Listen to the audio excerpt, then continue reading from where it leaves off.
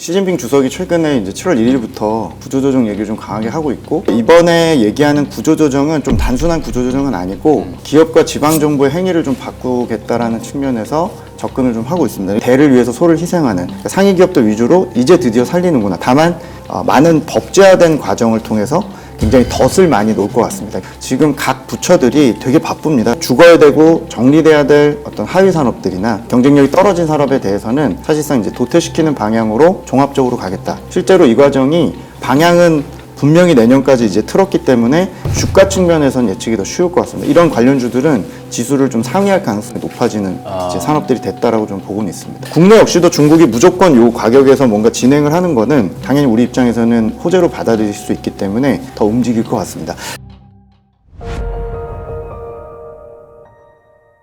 하나증권의 김경환 신흥국 주식 파트장과 함께하도록 하겠습니다.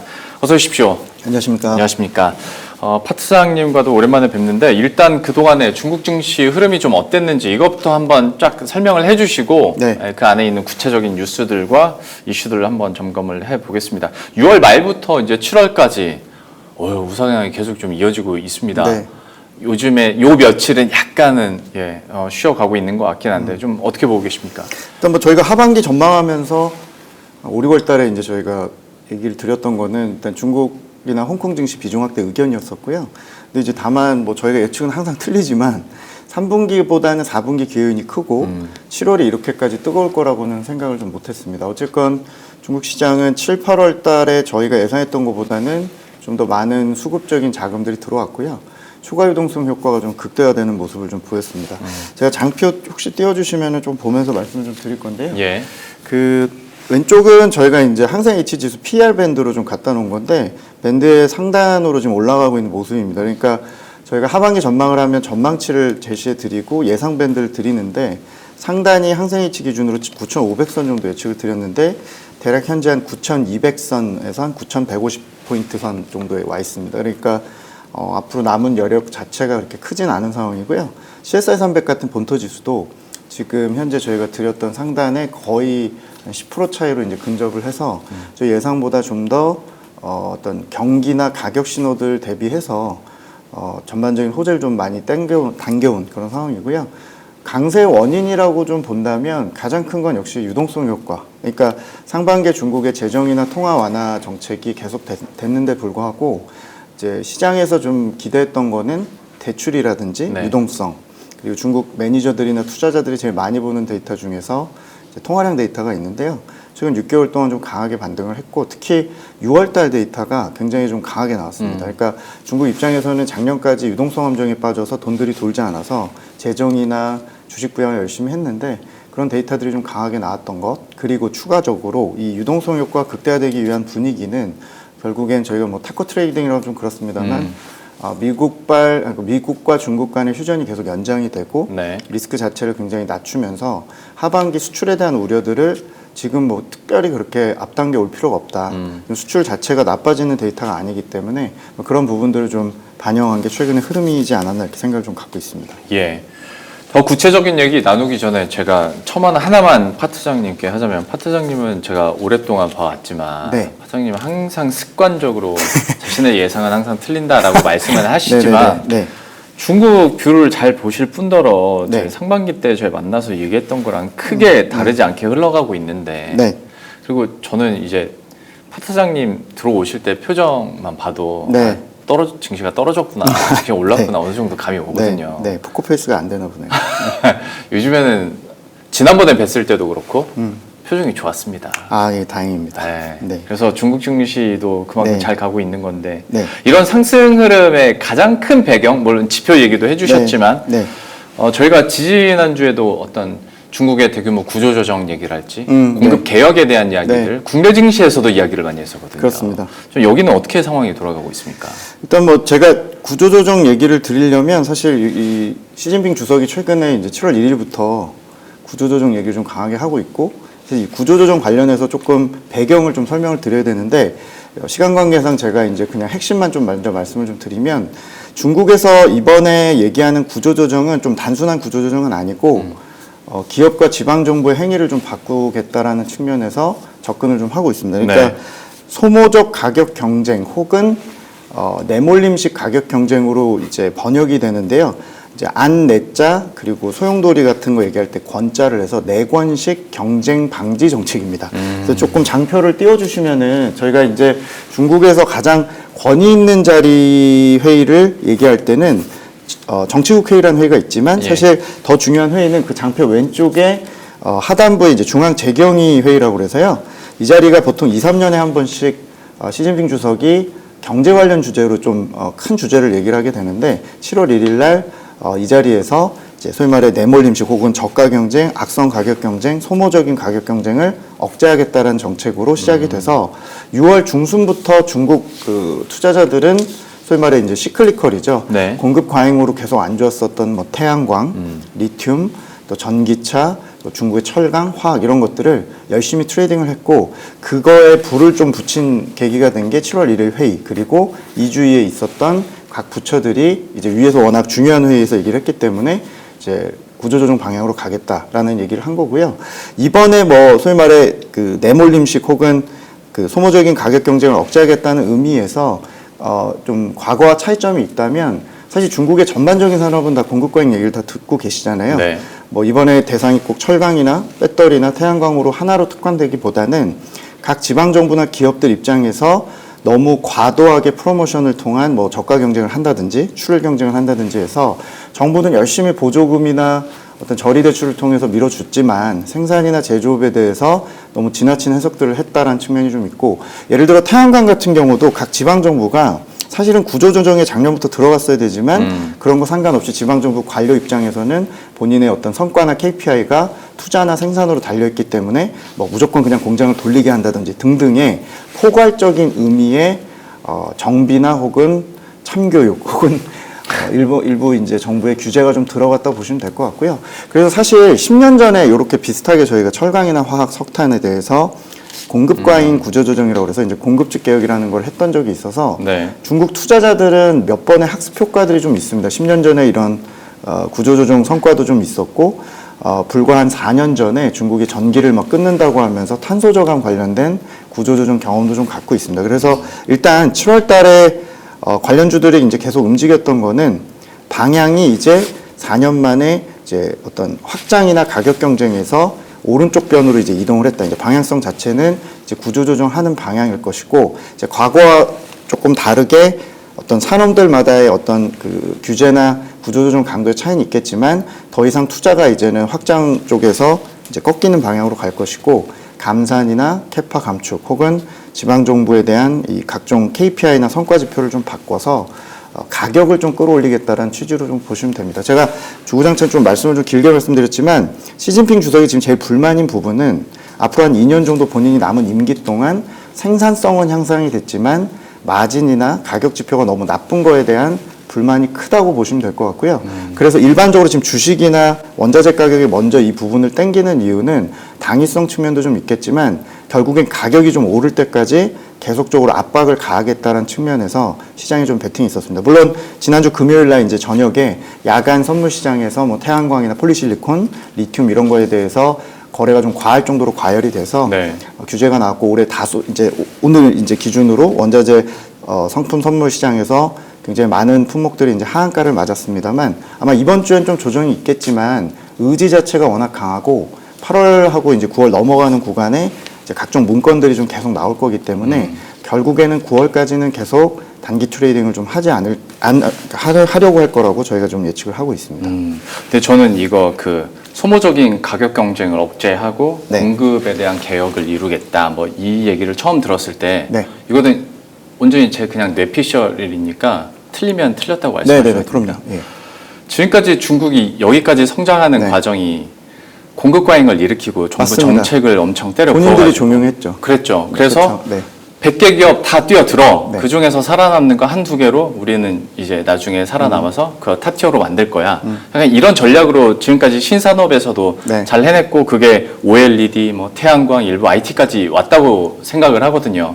근데 지금의 그러면 어떤 공급에 대한 압박을 좀 하게 된다면 신사업에 대해서 중국에 대한 성장력이 좀 저해되지 않을까라는 생각이 좀 들더라고요. 네. 이거는 걱정을 안 해도 되는 포인트입니까? 그러니까 아마 시진핑 주석이 본인 입장에서 지난 뭐 6년, 7년 정도의 성과, 그러니까 2기 때부터 현재까지 한 7년 정도를 성과라고 자기가 내세운다면 가장 큰 거는 탈부동산 정책과 제조업 고도화. 네. 혹은 지금 말씀하신 산업이나 기술 생산단에서 제조업을 계속 강국으로 만들겠다. 그래서 각 산업별로 모아놓고 보면 경쟁력이 꽤 있는데 사실 최근 몇 년 동안 보시더라도 수요가 너무 안 좋기 때문에 사실 수요 회복을 했으면 되지만 수요 회복 자체는 내부적으로 본인들이 구조조정을 하고 얘기를 했기 때문에 제조업 자체적으로 산업 경쟁력은 있지만 그 생산성이나 여러 가지 키운 것들 대비 혹은 해외 진출을 하고 박리담회하고 이러는 과정에서 이 문제점이 좀 심하다고 생각을 한 것 같아요. 그러니까 모든 문제 해결은 미국 같은 용광로 같은 시장에서 뭔가 소비 수요를 촉진하거나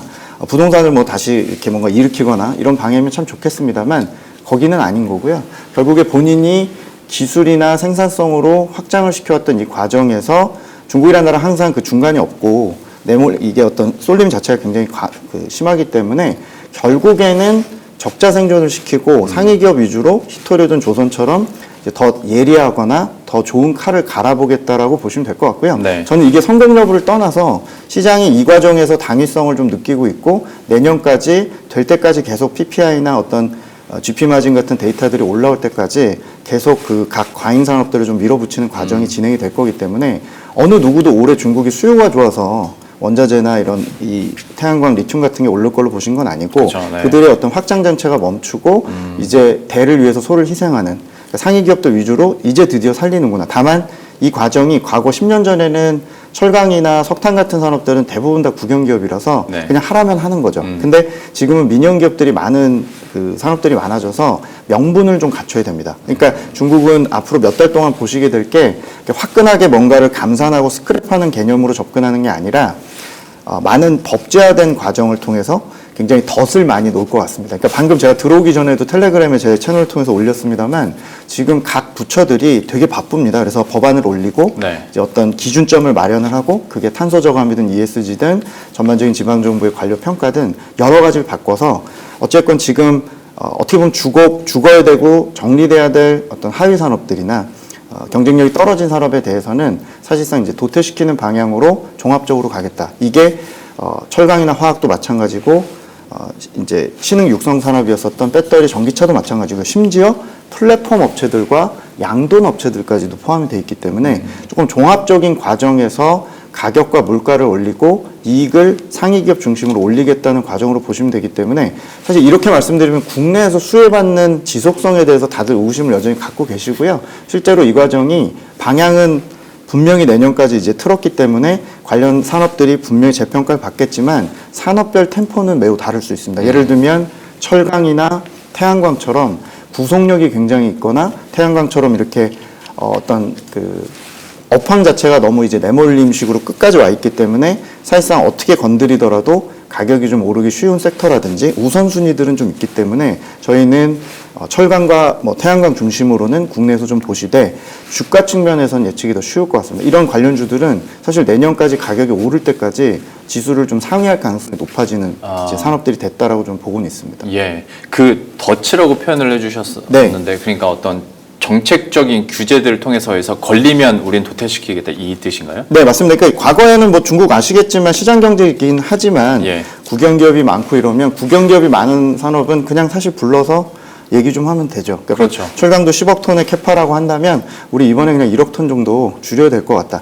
그리고 여기서 맨날 항상 얘기가 나오는 게 이제 고용 같은 것들인데 사실 고용은 10년 전보다 훨씬 더 줄어든 산업들이 많고요. 실제 고용은 이미 실업률이 높은 상태라서 더 중요한 변수는 이제 살아야 될 산업들이 좀 더 질적으로 좀 좋은 이제 산업단의 어떤 성과를 내게끔 하는 거기 때문에 이제 국영기업들의 경우는 그런 말을 이제 말귀를 잘해야 된다고 얘기할 수 있는데 사실 민영기업들이 많은 산업들이 지금 꽤 있습니다. 그렇기 때문에 명분 싸움이죠. 사회주의 국가라도 어쨌건 그냥 무조건 캐파를 감축하고 뭐 스크랩할 수는 없는 거기 때문에 기본적으로 이제 프로젝트도 끊고 어떤 대출도 회수하고 여러 가지 과정이 있겠지만 그 명분 싸움이 시작이 됐고 이번 10월달 당대회까지 저희 같은 애널들이 이걸 해석해드리고 많은 문건들이 쏟아질 거라고 보시면 되고요. 9월까지 계절적으로 중국의 이런 원자재들, 뭐 철강, 폴리실리콘, 리튬 같은 경우는 최근 3주 동안 너무 급하게 올라서 이제 어떤 관련주들에게 수혜도 됐지만 이번 주에 굉장히 불안정한 모습을 보이겠지만 9월까지 또 계절성이 또 이 가격들을 좀 지탱하기가 쉬운 또 시즌 어떤 효과들이 좀 있습니다. 그래서 관련 섹터는 계속 좀 예의주시하실 필요가 있다고 저는 생각을 하고 있습니다. 그러면 저희가 얘기하고 있는 거에 대한 대상이 그러면 시클리컬 업종에 이렇게 국한이 돼 있는 건지 첫 번째 궁금하고 네. 그 해당 업종들이 그러면 이렇게 됐을 때 실제적인 이익률 개선으로도 이어질 수 있는 상황인 겁니까? 사실은 저희가 좀 부끄러운 얘기지만 중국 내에서도 지금 어떤 셀사이드 증권사들이 추천을 하는 근거 자체가 너무나 큰 자리에서 너무나 큰 당위성을 갖고 이제 7월 1일에 선언을 한 거고 네. 이 얘기를 1년째 사실은 어느 정도 했다가 정말로 이제 코너에 몰려서 이제 진행이 된다는 얘기를 크게 선언한 거라서 특정한 어떤 문서나 기준점이 어떻게 될지에 대해서는 산업마다 좀 다른 편입니다. 근데 제가 장표를 좀 띄워놨는데 좀 말씀을 드리면 수혜받는 산업에 대해서 제가 조금 기준점을 좀 정해드리면 예. 중국 내에서는 이렇게 보고 있습니다. 한 3가지 정도 기준으로 보는데요. 일단 이 섹터가 이 산업별로 국영기업 비율이 높냐 낮냐를 먼저 봅니다. 구속력 측면에서. 한마디로 그냥 하라면 하는 거 이렇게 얘기를 드리면 철강이나 석탄이 국영기업 비율이 제일 높아서 철강이나 어떤 석탄이 정부의 명분 혹은 탄소 저감, 설비 교체에 대한 명분에서 구조조정이 좀 빠르게 진행될 수 있는 산업이고 실제로 철강 같은 경우는 요번에 구조조정 사이클에서 한 10에서 15% 정도 어떤 캐파 감축에 대한 감산 얘기까지도 사실 지금 나오기 시작을 했고요. 두 번째는 산업 집중도 측면인데 이것도 좀 비슷합니다. 상위 기업들이 해당 산업의 많은 부분을 점하고 있다라는 부분. 그러니까 어떻게 보면 몇 개 재벌만 불러서 정부가 알아듣기 쉽게 얘기만 좀 하면 이제 어떤 자발적인 가격 담합을 역으로 이제 가격을 올린다든지 하는 것들인데요. 요거는 이제 자동차와 철강이 좀 앞서 있고요.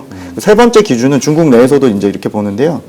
업황이 너무 나빠서 어떤 기본적인 캐시라든지 여러 가지 상황상 더 이상 이제 지속이 불가능해서 정부가 뭔가 인공호흡기만 좀 떼더라도 해당 산업의 하위권 기업들이 없어진다라고 보는 산업들인데 대체로 이 업황 기준으로는 태양광이 맨 앞에 있습니다. 압도적으로 맨 앞에 있고요.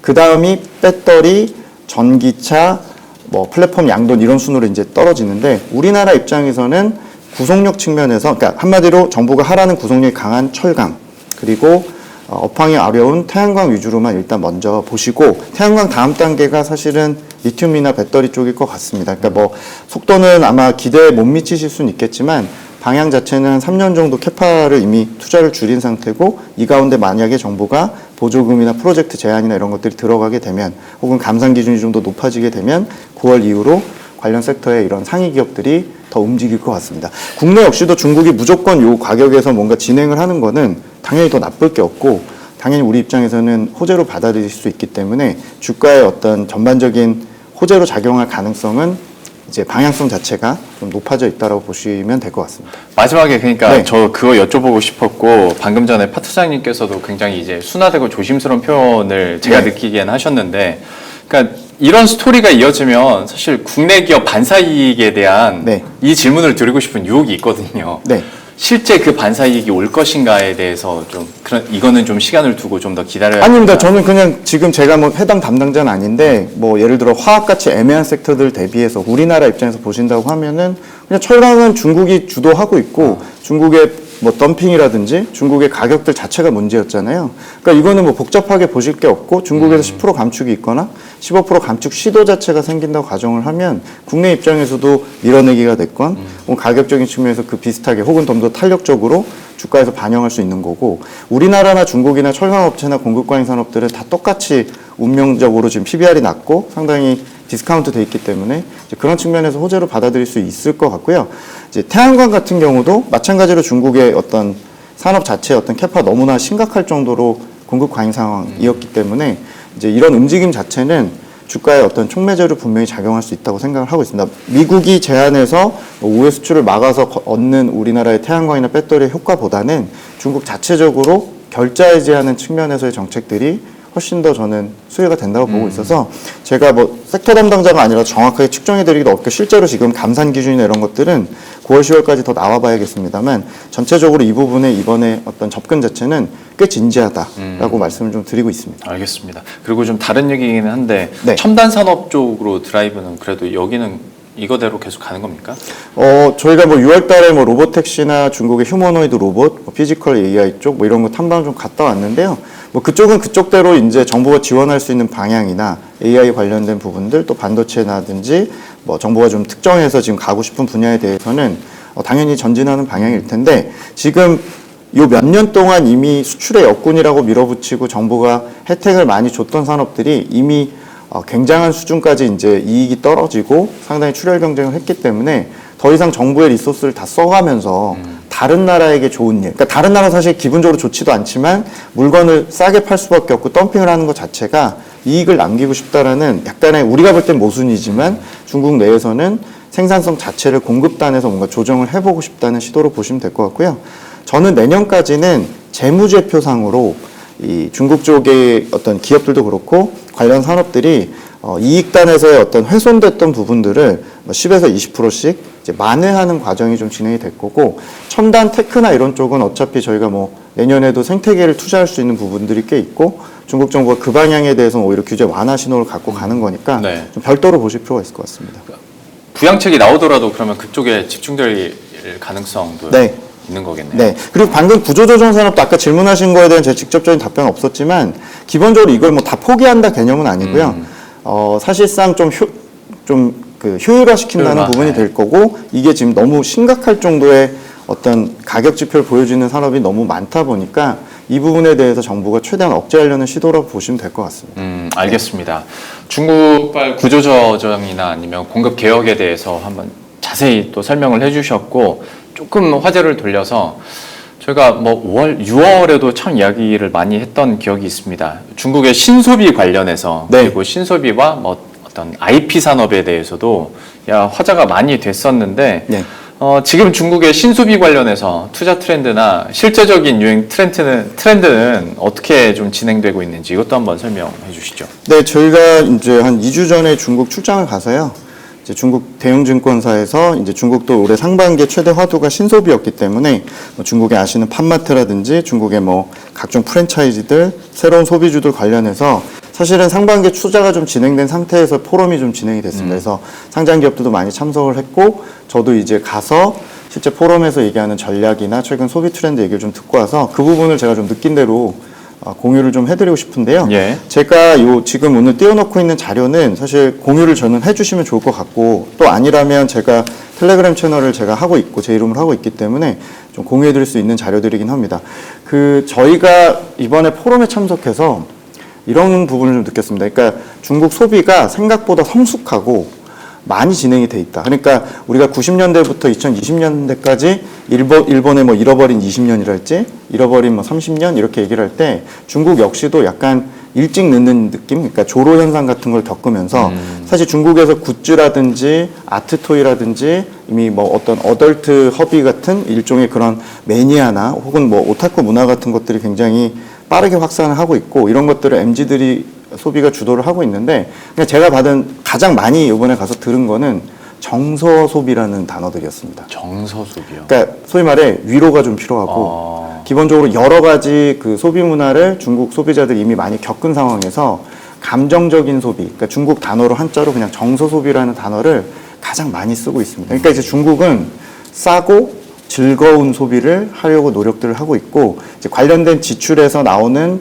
성장성을 지금 최근에 얘기하는 신소비, 소위 말해 뭐 중국의 새로운 귀금속이든 새로운 뷰티든 새로운 IP 굿즈든 이런 기업들이 굉장히 좀 번성을 하고 있고 근데 문제는 제가 이제 종합적인 결론이지만 중국은 이 소비주들의 접근 자체를 생태계로 접근은 못할 것 같습니다. 그러니까 종목고리가 너무 어렵고 이 개별적으로 이제 예를 들면 올해가 원년이라고 저희도 보고 있는 예를 들어 자율주행 쪽이나 로보택시 같은 경우는 6월에 저희도 탐방을 갔지만 개별 기업을 고르는 것보다 관련 밸류체인을 보고 로봇도 마찬가지로 이제 내년부터 밸류체인을 이렇게 어떤 생태계나 ETF 형태로 투자할 수 있는데 소비주는 제가 가서 보면 볼수록 경쟁이 너무 심하고 이미 상당히 까다로운 소비자들의 패턴 하에서 너무나 많은 물건과 너무나 많은 서비스를 이제 어떤 접하기 시작을 했기 때문에 어떻게 보면 일본과 한국의 어떤 그 소비의 변화 속도를 너무 빠르게 그래서 답안지는 우리나라나 일본 투자자들이 잘 알고 있습니다. 다음은 뭐 무슨 단계로 가고 저출산이 갈 거고 1인 소비가 늘고 밀키트가 나오고 뭐 이런 것들인데 너무 압축적으로 진행이 되고 너무나 많은 브랜드 소화를 했기 때문에 중국 내에서 이 어떤 여러 개 기업이 다 같이 이렇게 좋아지는 패턴보다는 이제 확실한 왕자를 찾고 확실한 어떤 초기 투자를 해야지 이렇게 가능한 부분이라서 난이도는 좀 있다. 그래서 저는 전략가지만 종목 담당자들이 훨씬 더 해야 될 일이 많다는 느낌을 좀 받았고요. 실제로 제가 약간 위로의 시대라고 좀 보는 이유가 어쨌건 본인들의 감정적인 부분들 혹은 이 부동산 급락 이후에 이제 본인들을 달래는 혹은 본인의 어떤 개인적인 어떤 감정적인 부분에 대한 투자들이 굉장히 늘고 있어서 뭐 알고 계신 대로 애완동물이라든지 중국의 내부적으로 본인의 어떤 취미 쪽이나 본인의 어떤 본인의 만족도를 위한 소비들이 굉장히 빠르게 이제 늘고 있어서 그런 쪽의 종목들을 잘 피킹해 드리는 게 굉장히 중요하지 않을까 좀 그런 느낌을 좀 많이 받고 왔습니다. 네, 문득 듣다 보니까 이제 궁금증이 굿즈나 IP 같은 경우에는 네. 워낙 유행도 많이 타고 네. 확 올라섰다가 다시 네. 좀 꺼질 수도 있는 거잖아요. 네. 그러다 보니까 이쪽 산업에 대해서는 밸류 체인이라는 걸 형성하기도 쉽지 않겠다라는 생각이 들 뿐더러 중국의 굿즈나 IP 그러니까 이런 신소비 관련해서 종목이 있을까에 대한 궁금증 그러니까 이게 잘 돼서 실제로 신규 상장하는 사례가 있는지 네, 이게 네. 잘 돼서 저 밑에 있던 종목이 확 부상하는 사례가 있는지 이게 좀 궁금해가지고요. 사실은 저희가 이제 이런 포럼을 참석을 하면 어떻게 보면 VC나 초기 투자나 이렇게 심지어 이미 엑시트를 해가지고 사실 본인 투자했던 거 자랑하러 오는 자리 같은 느낌도 좀 나요. 중국 내에서도 이미 많은 밀크티 프랜차이즈나 본인들이 이미 초기 투자했던 거 잘난 체하는 느낌도 좀 나고요. 하고 이미 네, 뭐 본인이 뭐 어떻게 했는지 모르지만 기본적으로 굉장히 만족도 높게 생각들을 하시고 실제로 상반기에 중국의 뭐 팜마트 포함해서 뭐 중국의 뭐 미쉐빙청이라고 해서 밀크티 유명한 브랜드들 뭐 여러 가지 각종 이런 뭐 마오거핑이라고 해서 중국의 하이엔드 뭐 화장품 업체라든지 홍콩을 통해서 분명히 구현이 되고 있고 홍콩으로 엄청난 음식료 외식 프랜차이즈 이런 말씀하신 IP 굿즈 관련 기업들이 상장을 많이 하고 있고 실제로 지금 많이 했습니다. 그래요. 근데 이미 한 차례 한번 돌았잖아. 혹은 이미 주가가 반영을 했잖아. 네. 내가 이걸 관심을 가질 정도면 중국까지 굳이 가서 관련 기업을 투자하기에 위험이 있지 않아? 물론 맞습니다. 근데 제가 이제 조금 복선을 깐 것도 생태계를 지금 뭐 투자하거나 ETF 형태가 아니고요. 중국에 분명히 압도적인 어떤 그 경쟁력을 가진 혹은 지방이나 이런 데서 점포를 막 10,000개씩을 가지게 된 기업들이 분명히 앞으로 계속 나오긴 할 거라는 거고요. 제가 이제 단적으로 수요 측면에서 말씀드리면 IP나 아까 굿즈 같은 거 얘기를 하시면 다수의 전문가들이 현지에서 지금 현재 인당 한 50위안 정도 지출을 하고 있습니다. 뭐 그게 랜덤박스든 젊은이들의 뭔가 쓰는 그 어떤 관련 캐릭터 소비든 간에. 근데 이게 앞으로 시장이 사실은 대만이나 일본 사례를 보면은 한 4-5배 정도는 커진다는 거고요. 인당 지출 측면에서. 그리고 지금 관련 기업들도 중국이 워낙 그 생산 쪽이나 공장, OEM 이런 쪽에서 경쟁력을 너무 구축하고 있다 보니까 거기에다가 나름대로 처음에 카피를 하다가 그 다음에 이제 본인들의 소프트웨어를 얹어서 이제 어떤 치고 올라오는 기업들은 사실 꽤 많이 있습니다. 그래서 한두 차례 파동이 좀 있은 후에 저희가 어떤 경영진의 DNA나 어떤 공급망을 잘 구축했는지에 따라서 공부를 좀 하게 되면 충분히 좀 접근할 만한 기업들이 좀 있을 것 같고요. 제가 좀 장표가 글씨가 작아서 좀 띄워주시더라도 아무래도 제가 공유를 좀 해주셔야 제가 아까 텔레그램 소개드린 게 영문으로 하나차이나라고 치면 제가 무료로 이렇게 지금 그냥 공개한 정보들을 계속 리포트를 올리게 되는데요. 예. 이번 주에 아마 이제 신소비 관련된 리포트에 발간을 해서 중국 현지에서 추천한 이런 종목들이 있습니다. 뭐 중국의 뭐 최근에 이미 떴던 라우프 골드라는 중국의 새로운 럭셔리 브랜드들, 중국의 뭐 미쉐빙청이라고 미쉐 그룹이라고 그래서 중국의 뭐 거의 점포가 10,000개가 넘는 그런 밀크티 브랜드들, 중국의 새로운 하이엔드 뷰티 브랜드 중에 마오거핑, 팜마트 뭐 이런 기업들이 최근에 한두 달 정도 한번 이렇게 1차로 반등을 한 다음에 사실은 지금 최근에 시클리컬 올라오면서 조정을 좀 받고 있고요. 그 종목들은 이 기업들을 저희가 이제 기본적으로는 계속 팔로우업이 필요하다고 보고 있고 중요한 포인트는 홍콩을 통해 구현될 것 같다. 홍콩으로 이미 상장을 많이 하고 있고 소비하면 본토 자금도 홍콩에 내려가서 트레이딩을 계속 하고 있기 때문에 혹시 중국의 신소비나 제2의 팜마트 같은 거를 관심을 가지신다면 사실 홍콩에서 찾으시면 될 것 같고 저희가 이제 이런 그 전반적인 그 기업군들을 조금 정리를 해서 이제 신소비 50주들 이런 것들을 좀 정리해 놨거든요. 그래서 그런 것들을 조금 참고하시면서 물론 이제 저희가 좀 골라드려야 될 것 같고 그런 기업들이 많이 아직은 나올 기회를 많이 갖고 있다고 보시면 될 것 같습니다. 알겠습니다. 신소비에 대해서 투자 전략적인 부분도 또 얘기를 해주셨고 저도 꼭 다운을 받아서 한번 네. 정독을 해보도록 하겠습니다.